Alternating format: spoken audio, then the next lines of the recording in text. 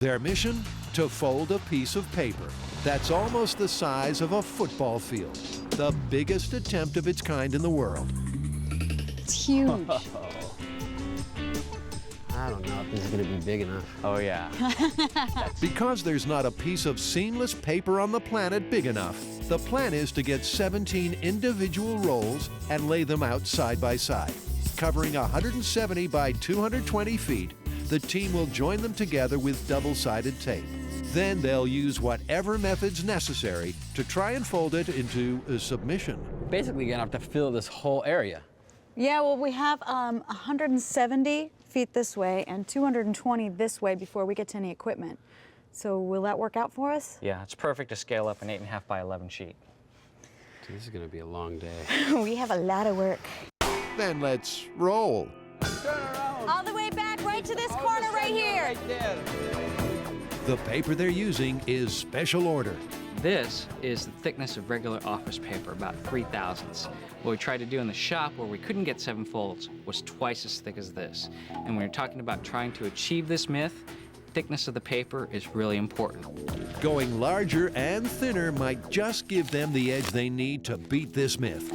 They position the first roll, give it a push, and they're off. This is going to be the biggest piece of paper ever.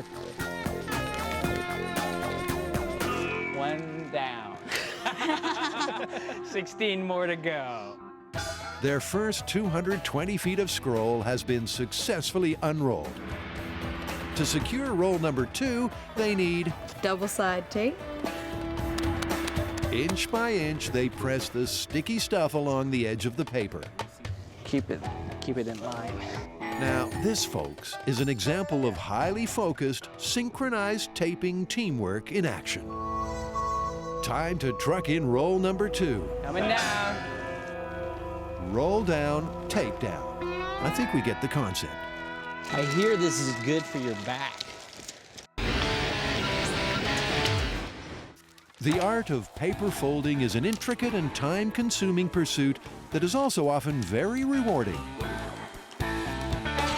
As they set up for the biggest paper folding attempt in history, our team is having difficulty appreciating this. Maybe I just lie here and it'll get itself done. The problem that we have right now is I don't think any of us is realizing exactly the kind of scale we're talking about for this experiment. Essentially, this is a sheet of paper the size of a football field, and just maneuvering that, even seaming it together so it's one piece of paper, is going to be a major, major challenge. Better put them in lockdown so they can't escape. So it sounded so much easier on paper. Back at the pool, Jamie and Adam are testing ways to escape a car that's plunged into the drink. They've already discovered that if you wait for the cabin to fill with water so the differential pressure equalizes and releases its grip on the doors, it could be too late. Now they're going to try out a modified survival technique. Oh, here we are at day 2. The first maneuver on their cheating death checklist is to try and open the door before the car starts to sink. I figure for this particular technique to work, you need to do it right the minute you hit the water. If you hesitate, it's all over and you got to ride it out. Here we go. Adam's plan of action is I'm just gonna wait until the water gets up to my ankles, and then I'm gonna try and open the door. There we go. Oh man, oh that sound is so wrong. the water rushes in. Okay, I'm starting to see it on the floor, and it's coming up to my ankles. Now I'm gonna try and open the door. And Adam rushes out.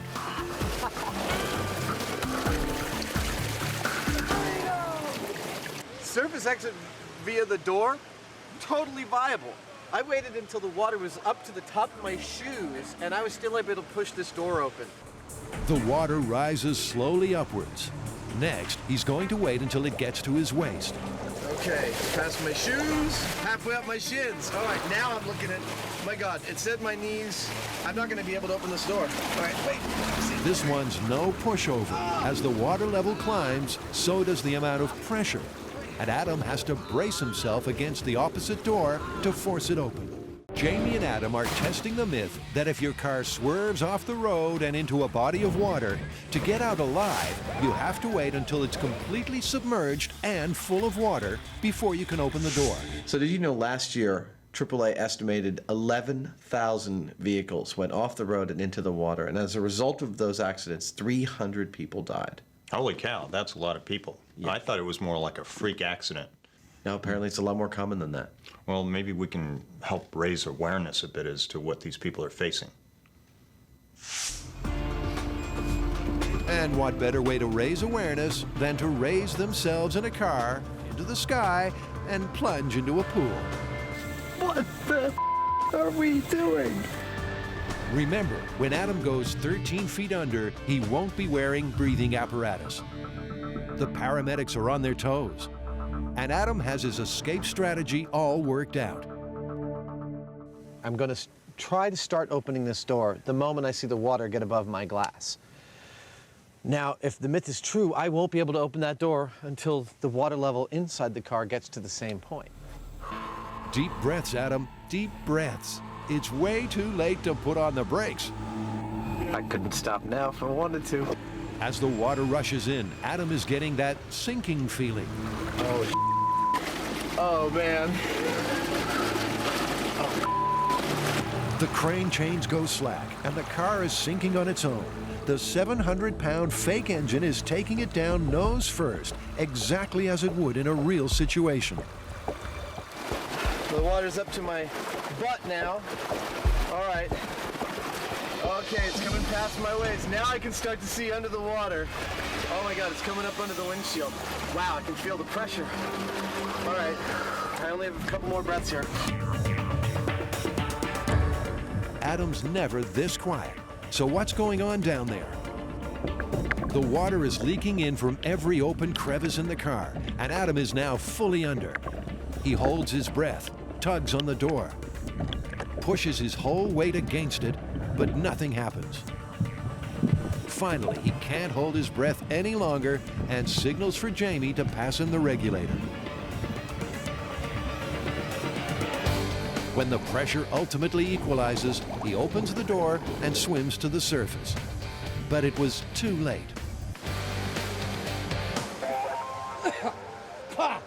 Woo!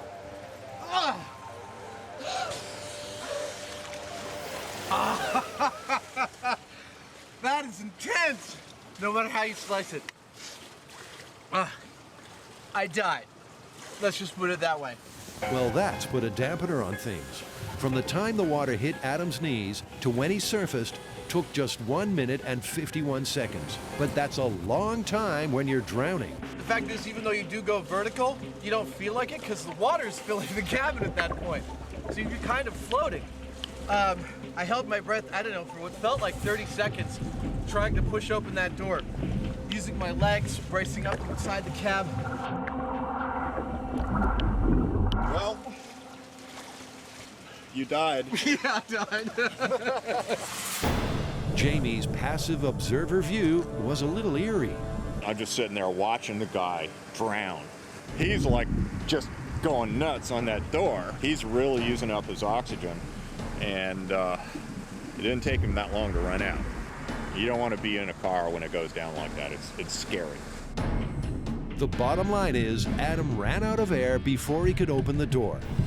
That myth is confirmed. I could not open that door until the cab seemed to be full of water for a while. Yeah, you were giving it all you could, and you just weren't able to do anything with that door until we started to level out. That's the point that you opened the door. Yeah. And that was quite a while. Differential pressure can be such a downer. What's the myth? Quite simply, it's that you can extinguish a fire using only the power of a human voice. You're making that up. I am not. It actually comes from an early 20th century naturalist named Charles Kellogg, who claimed far and wide that he could put out fires using only his voice. And didn't he also invent cereal or something? No, wrong guy. Charles Kellogg, unlike the cereal guy, was a vocal genius. In the early 1900s, he traveled the states in a hollow redwood tree and wowed audiences with his bird impersonations, which could supposedly put out fires. He claimed he could do this not with his exhaled breath, but with the sound waves themselves. As sound travels through air, it creates pressure waves. These pressure waves can cause air molecules to vibrate, and if they vibrate enough, a flame can apparently be blown out. Do we have a plan? Well, I think we have a reasonable plan. Kellogg claimed he could put out a fire with his voice, and he demonstrated it. We should find out how, replicate that demonstration, and see what we get. Okay. Okay, so all they've got to do is replicate Kellogg's demonstration. But as the boys delve deeper, they realize it's more complex than that. From the reading that I've done, it doesn't appear that he's like lighting a fire somewhere and then just singing it out. It seems to be a very specific thing called a sensitive flame. A sensitive flame is a bit like a Bunsen burner, but thanks to a protective glass tube and a special latex diaphragm, the flame actually reacts to sound waves. It's vastly different from a regular fire, but because this is what Kellogg sang at, the first step for this myth is for Adam to build one of his own. We got a sensitive flame! There's no way the air from my breath is affecting that flame inside the glass. We got a sensitive flame. Yeah! I think it's doing it over here as well. You can clearly see the flame reacting to Jamie and Adam's voices. Awesome. But what exactly is going on? What I have here are the rudiments of Kellogg's exact experimental setup for using his voice to extinguish fire. It consists of gas feeding into a chamber that has a membrane on it. And the membrane moves in relation to the sound in the room and affects the pressure of the fire. You can see as I'm talking, the fire is moving, and it doesn't have to do with my breath, it has to do with the sound of my voice. With the so-called sensitive flame fired up, Adam's got a copy of a 1905 gramophone recording of Kellogg singing like a bird. All right, here's a little history. Oh, his human voice was analyzed and found to be normal under 4,000 hertz. However, his bird voice soared into the inaudible above 14,000 hertz. His voice reputedly had a range of 12½ octaves, while the normal range of a singing voice is just 2½ . We will see.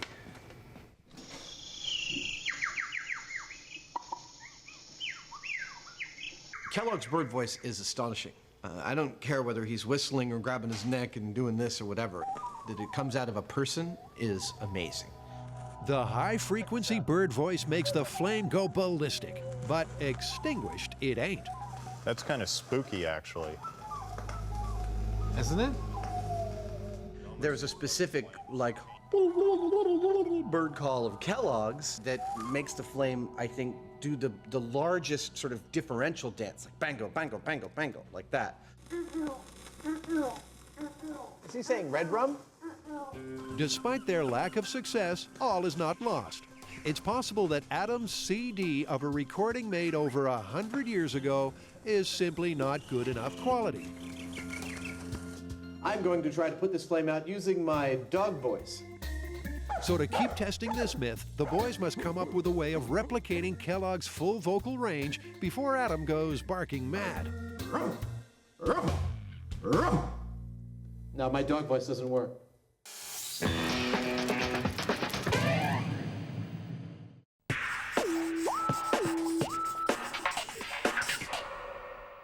Look into my eyes. Deeper. You will fall into a deep, deep sleep. What are you doing? Trying to hypnotize Grant. Why? We're working on hypnosis myths. Hypnosis has long sparked a spiral of myths about its so-called powers. Myths that are about to get the MythBusters treatment, starting with an all-time classic. Should we start small or should we go for the whole enchilada all at once? Well, obviously, eventually we're going to need a truck, but I think we can start right now by going out, catching a bird, building a chamber, and seeing if it weighs the same when the bird is sitting in it as opposed to when the bird is flying in it. Okay, well, I got some pretty sensitive scales downstairs and I can probably dig up a net somewhere. Let's do it. All right. For this myth to take flight, our dynamic duo have to land some pigeons. And in a scene straight from Hitchcock, the birds appear from nowhere. pigeon whisperer Adam and accomplice Jamie use a variety of snares, nets, and snacks. The birds will be too fat to fly. But their pigeon stalking comes to zero, and they realize they need some help. Enter Kate Martin, pigeon wrangler. Brought you some pigeons. Awesome. Come on, you guys.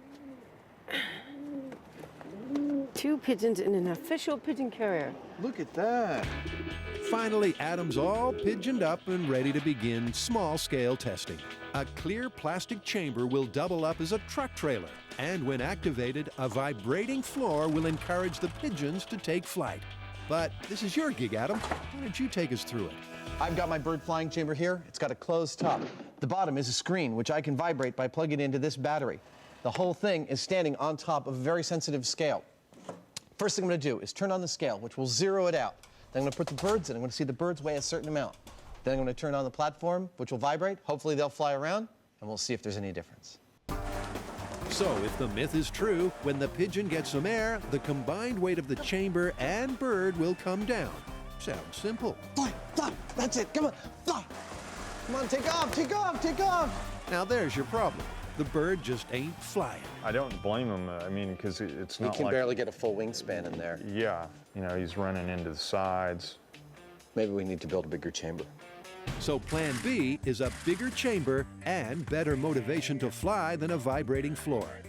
What have you got, Jamie? My current favorite is thinking about setting up a weed whacker-like affair, and we could put like a half a dozen motors so that there's just it's just kind of whizzing around. I mean, I can't imagine this would hurt him. I mean, it doesn't hurt you, right? No. For our animal-loving viewers, let's be clear. Adam's pain threshold is way below the pigeon's. So if Adam's okay, the bird will be too. All right, so if you haven't been paying attention, my first attempt at the small-scale pigeon experiment did not work because the chamber was too small and the pigeon didn't want to fly. I have fixed those problems. I believe I'm going to hang this, use a different pigeon annoying technique, and I'm using a bigger tank so he can actually fly around. I feel like calling this guy Jackson for some reason. Now, I have a nephew whose name is Jackson, and I have another nephew whose middle name is Jackson. He doesn't remind me of either of them. Okay, Jackson, you're up. Now remember, all you gotta do is what you were born to do. Fly. Freak me out, but it's not doing anything to him. Come on, come on, come on, Jackson, come on, come on, come on. Boom, boom. That's pigeon for fly. It's also desperate because if they can't get Jackson to take off and stay airborne, this myth is grounded.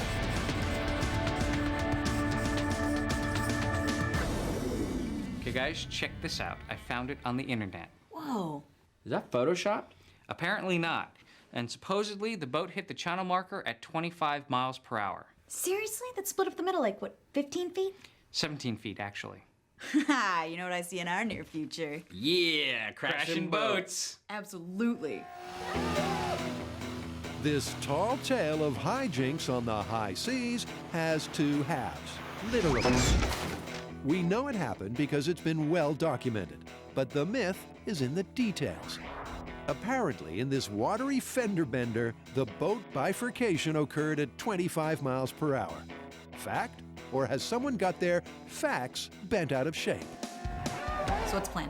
All right, this is what we do. We rent one of these speedboats, we take some insurance out, and we crash it into a channel marker. And we tell them we're going 25 miles an hour. Exactly. Have you heard the one about the Dyslexic Philosophers Convention? No. The topic of discussion is there a dog? What are you going on about? It's time. We're doing an all dogs MythBusters dog special.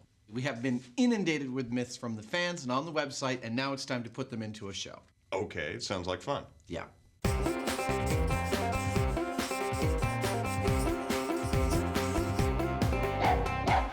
Okay, here's what I see. It's another in a long line of adages, like, Rolling Stone gathers no moss and finding a needle in a haystack. We should test the myth that you can't teach an old dog new tricks. You ready, old dog? Let's go. Man's best friend. They're smart, they're talented, and crucially, they're quick to pick up new tricks. But the question is, are our canine companions learning days behind them when they reach old age? What's that you say? What's the plan? Excellent question. I think it's pretty straightforward. I think we bring in a couple of dogs and we see if we can teach them some tricks. Well, they got to be old dogs, because after all, that's what this is about. Maybe we can each take one, we'll train them separately. They should be also as close in age as possible. I mean, preferably they're from the same litter, couple of brothers, brother and sister, something like that. And we can do some kind of, like, a dog show. What do you think? A MythBusters dog show at the end? That's perfect. Let's do it. And just as perfect are these beautiful old dogs, Bobo and Cece, an untrained 7-year-old brother and sister pair. Bobo and Cece appear to be Alaskan Malamutes. Now, this breed is notoriously difficult to train.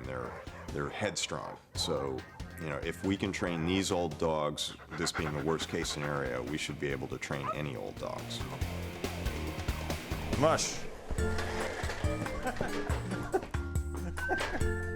Adam and Jamie have just 1 week to get these homeless fur balls pulling in the right direction. So they're going to need some expert help. Adam and Cece have enlisted dog trainer Beverly Ulbrich. So what we've got is somewhat of a contest between Jamie and I, and what I need your help with is to get Cece here to learn how to heel, sit, stay, down, and shake hands all in the next week. Can we do that? I sure hope so. Let's give it a shot. Bling bling here. With her shiny new training collar, Cece is ready for lesson number 1, heeling. So the idea with the walk is you want the dog paying attention to you, not everything else around you. If you think about like how a pack travels, there's one pack leader and the rest of the dogs are behind it just following naturally and easily. And obviously right now she's trying to be that pack leader. Beverly's theory about dog training is to let them know you're the pack leader. So it's all about conditioning the dog both positively and negatively in ways that the pack leader would do.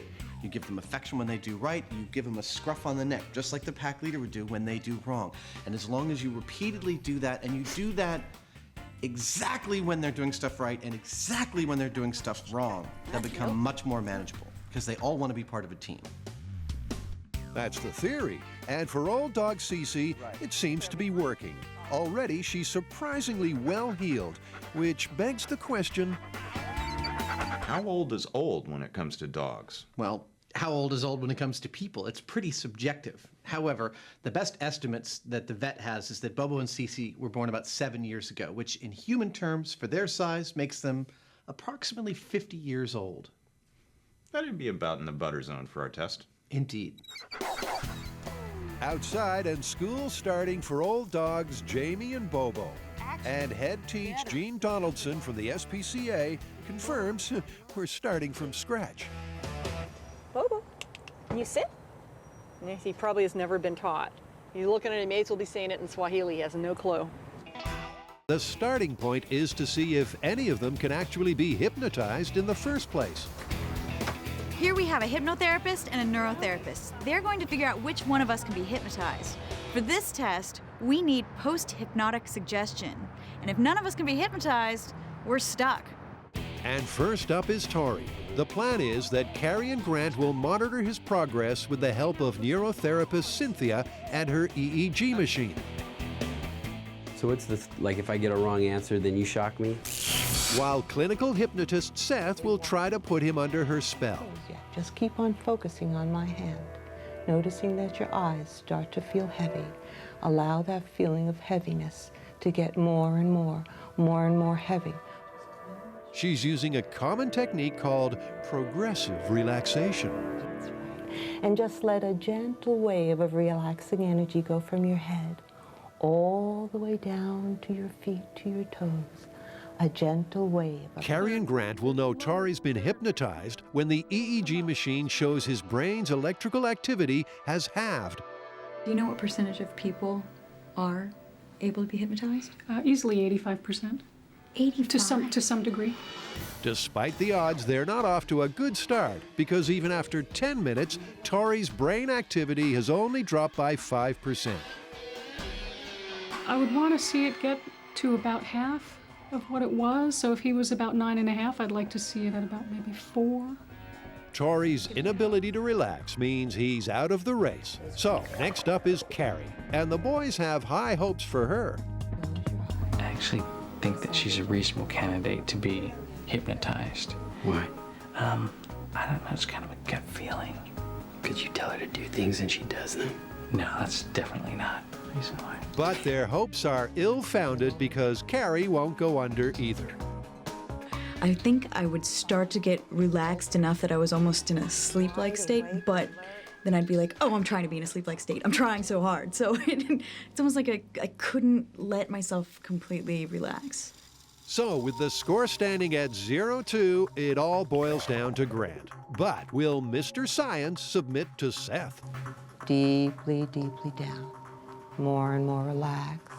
Despite Grant's initial discomfort, after 5 minutes, things are looking good. Like a rag doll, deeper down. The EEG machine shows Grant's brain activity has already dropped from a level 9 to a 4. I think he's in a deep state. I think he's more hypnotizable. There you go, look at that. And what that means is he's just the kind of highly suggestible subject they're looking for. Grant would make a good subject for a post-hypnotic suggestion. He's a very susceptible person. You're the winner. Okay, what does that mean? Well, you know what that means. Now we're gonna see if we can hypnotize you and see if we can get you to do something that you wouldn't normally do. She's not gonna embarrass me or anything. Don't worry, it won't be too humiliating. Popular in the early 1900s, Charles Kellogg was a naturalist come showman with an extraordinary talent. Not only could he sing like a bird, but he could also supposedly extinguish a sensitive flame with his voice. But when the Mythbusters tried to replicate this feat, they failed to douse anything. But in case the 100-year-old recording they used was of insufficient quality, they've now called in the big guns. Hey, Roger. Hey, how you doing? Good to see you. Come to help us do some detective work? Yeah. Sound engineer Roger has brought a tone generator to replicate the full vocal range of Kellogg's bird voice. In Kellogg's day, this was the way that you generated a precise frequency. This is what they used to tune pianos and other things, I believe. Not that I've ever done it, but these days we have things called tone generators, and so we'll be able to get any frequency that we want within any conceivable range. But before getting into a frequency frenzy, let's get a few things straight. Sound is vibrations traveling through the air in waves. Its frequency is a measure of how many times the sound wave vibrates in 1 second. The higher the frequency, the higher the pitch.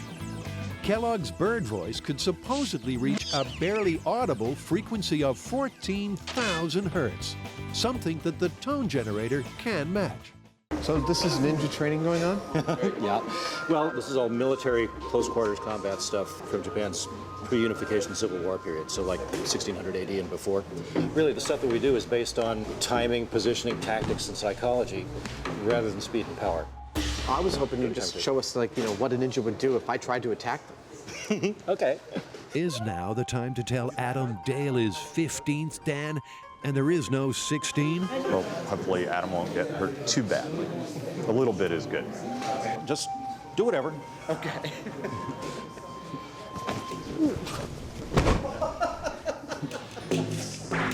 Adam hits the mat in record time. Well, was to do it so that I locked him up. As he falls, Dale gives Adam some pointers on the way down with the famed ninja throwing star. I wasn't actually using the point, just this, but it would say ripping out here. Ow. Right? Yeah. And we took him down. Okay. I hit it in here too. Right in the back. That's good. The point where he fell down, I was ripping across here, and he came down at a point where he actually was landing on it like this on the back of his neck. That's pretty efficient. It's Jamie's favorite part, watching me get my ass kicked. Adam and Jamie has enjoyed his schooling in the art of the Shadow Warrior. Can you come back to our shop and do some of this on high-speed camera for us? Yeah, I'd be delighted to. Awesome. Okay, I'm done.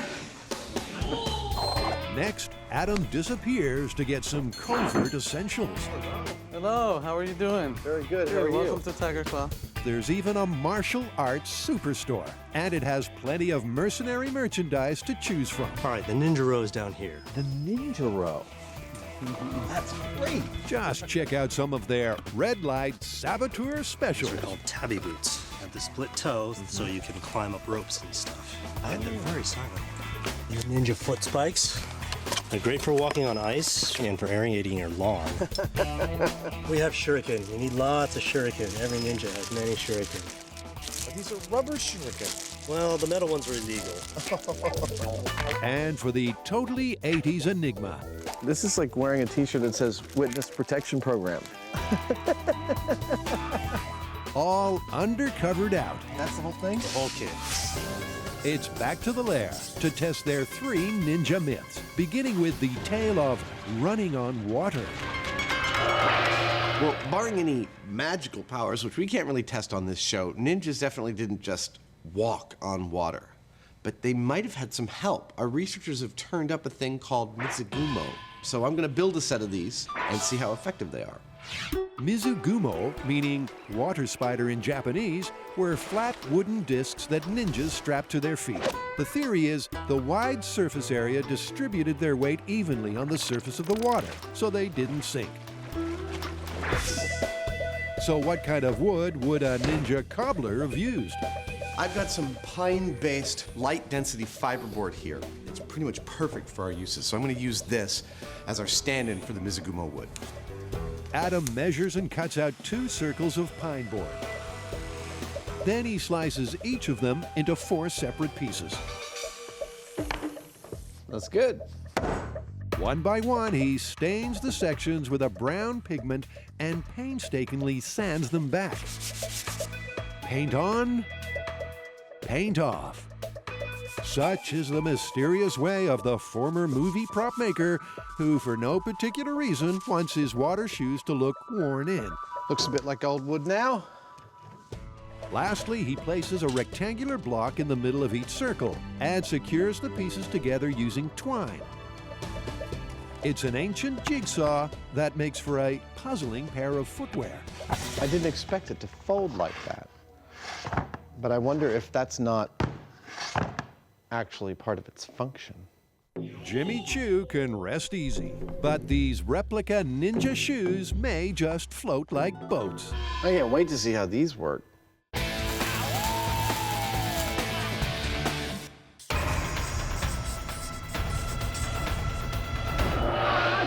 We know ninjas have speed and quick reaction time. This myth is about strength. Ideas: a ninja's being attacked by a swordsman. Swordsman's coming to swing at his head. Ninja catches the blade in his hands without cutting his hands and without being chopped in half. You mean like this? Just like last time, Buster the conductor will have to face the music. He'll be propped up on a simple metal frame. Should he be buffeted by flying brass, he'll topple backwards. Now he just has to dress for the occasion. Hey, Buster, that suit's a nice, cut. Butt's too big. Last time they tried this, the trombone was on its own. This time, crucially, they've got a bust of Grant puckering up behind the mouthpiece. This is ballistics material. It's got the same consistency as human flesh, human muscle tissue. That's behind this mouthpiece. He is snugged there. That is a committed trombonist behind this mouthpiece. To make sure that the slide can launch smoothly, Jamie takes out his handy tube of lube and goes to work. And we suddenly find out yet another startling fact about his past. The only time I had any kind of band instrument experience was I got a hold of an old tuba, so I mounted it in the bathroom when I was a teenager, and you could sit on the toilet and everybody in the house knew what was going on. That's unique. Hold it. At this point, there are so many one-liners, my brain's about to explode. Stuff about movements, bum notes, crotchets, and wind. Oh, no! Okay, better now. While we try to wipe from our minds the image of the Heinemann Cistern Symphony, let's take stock. Here is a disgruntled or very ambitious trombone player. He's decided during the 1812 overture to fill his mute with explosives for the finale. He fills them with explosives, they blow up, they send his slide shooting all the way towards the conductor, boom, who falls backwards and into the audience. That's the myth. With the bomb squad supervising, the mute is packed with black powder and loaded into the trombone bell. Places, please, everybody. We're ready to strike up the band. Good to go. This is Mad Trombonist. Lips behind the mouthpiece revisit in 5, 4, 3, 2, 1.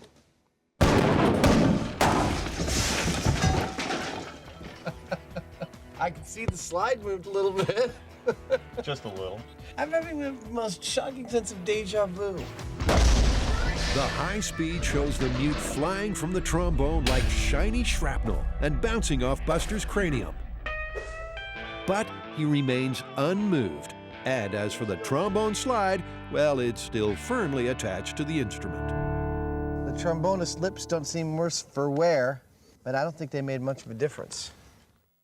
In the name of due diligence, and because they love blowing stuff up, the guys reset for a reprise.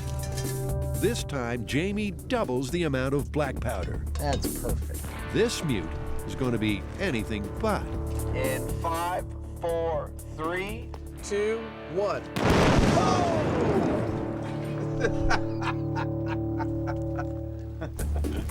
The music's on fire. Now that's a finale. In the aftermath of the second bomb trombone, it seems the MythBusters might have settled an old score with the fans. Again, just like the last one, we can see the shockwave in the bell, and the slide didn't come off. That's about the only thing that didn't suffer with this one, is the slide. It didn't even knock the baton from his hand. Which is barely hanging there.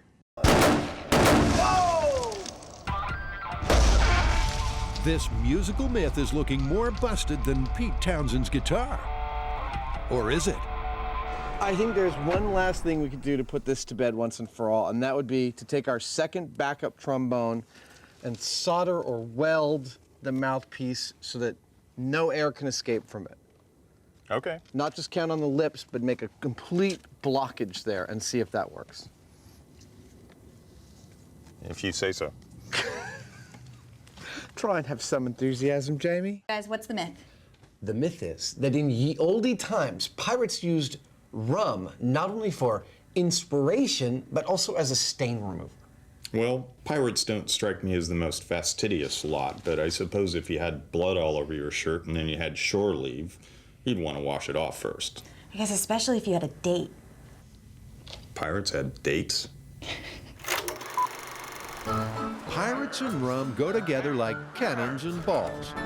But is it possible that they don't just drink grog, but use it to get those puffy pirate shirts whiter than white? Well, obviously we're going to need some authentic pirate shirt material, and, you know, we're going to need to stain it with some period-accurate stains. Blood, sweat, and tar. Perfect. We're also obviously going to need some sort of ye olde rum. Right, and I think we should have something to compare that to. So I think we should use some ye olde soap as well. I have a secret method that the pirates may have used as a laundry technique, and we should compare all three of those to some modern detergent. So I'll do the staining. Well, I'll do the cleaning then. And I guess that leaves me to judge. Exactly. So it's time for Adam to get down and dirty. The plan for this test is to choose 3 most common stains that pirates would encounter. One would be, of course, blood. Another would be, of course, sweat. Pirates were not known for their bathing. And the third would be something you'd find on the ship, which would be pitch or tar. I'm going to make up some 1-foot square samples of this cloth. We're going to put those various stains on it and try and see whether or not rum will actually take those stains out. Being a pirate's a bit difficult. What with the not bathing, the hot sun, the blood, the sweat, and this rough fabric is very harsh on my skin. We don't have any pirate shirts from the period, but we do know that while a fancy gentleman of the age might have had a very fine weave shirt made of linen, pirates would have used coarser stuff called lock ram. The closest we could find is this bleached embroidery fabric, which has a thread count of 40. It's quite rough, but it's perfect for our tests. And I think it's the closest thing we could possibly find. The first authentic pirate stain is blood, and Adam knows just where to find some. We have it in the fridge because Jamie likes to have it every day for lunch. No. Has anyone taken my blood out of the fridge? Next, Adam takes Jamie's lunch and smears the pig's blood over 4 sample sheets. This is the plight of the pirate laundryman.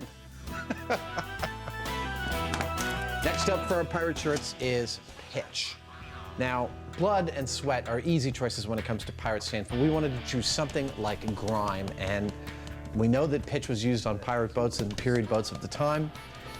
We've used it on plenty of other episodes, and it's very dirty stuff, so that's what we're gonna put on our pirate shirts next. Ta-da! We have 1 stain to go, and I'm gonna have to work for this one. Yep, Adam has a plan to sweat for science.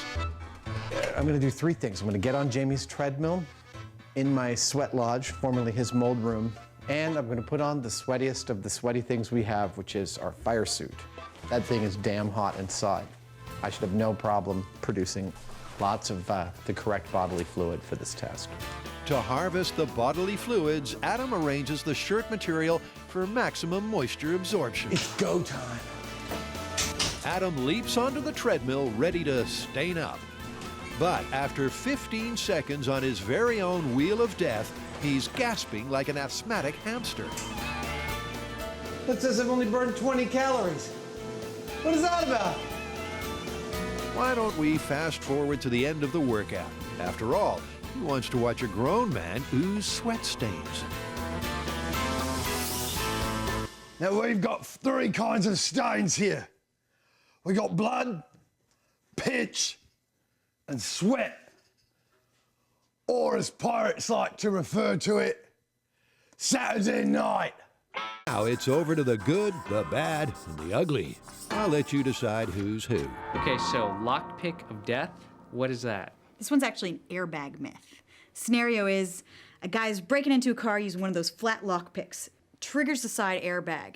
The airbag explodes, launching the lockpick through his skull. Sweet. Sweet.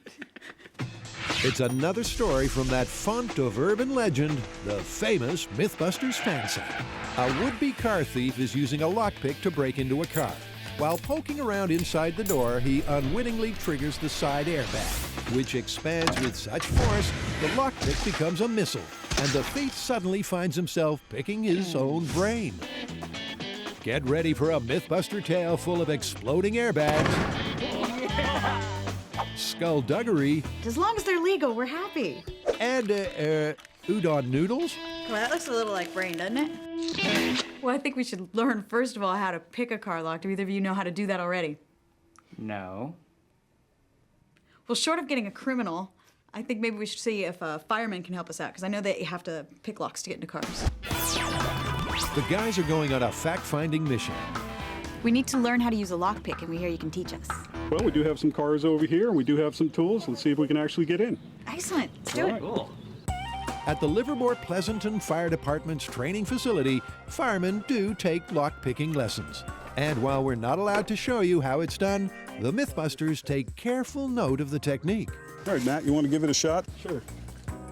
So you are leaning directly over the lockpick as you're trying to get in the car.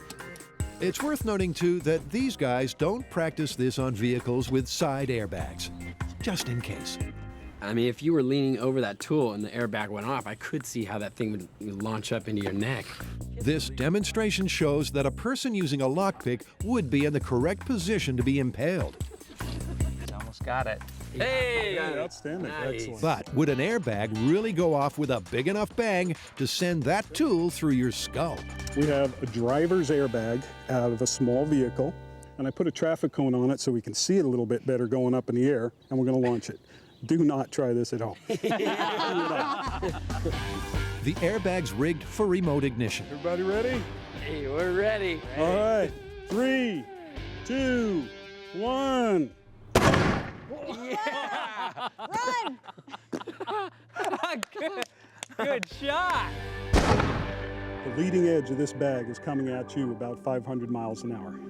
It's deploying in about 1/4 of a millisecond, and then it deflates almost immediately. These are the airbags that come out of the steering wheel.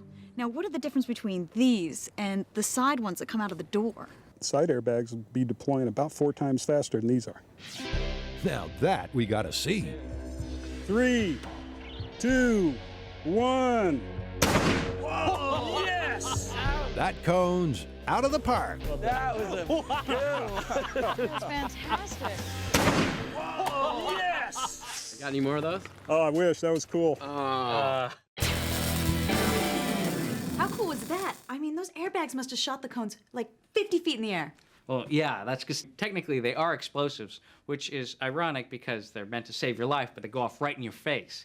But what happens is sensors on the car detect a crash, they ignite the airbag, which inflates a nylon fabric bag full of gas in a split second. One thing's for sure, these firefighters have failed to hose down speculation about this myth. These things are powerful. I mean, I could see how this whole thing might work. All right, let's get going. You can get some lockpicks on the way home. When a cowboy's hat takes a bullet in Hollywood, it takes flight like a startled bird.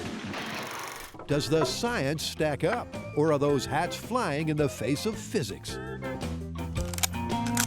Our own Butch and Sundance aim to find out. Are you ready? And as we know, the Mythbusters always feel right at home on the range.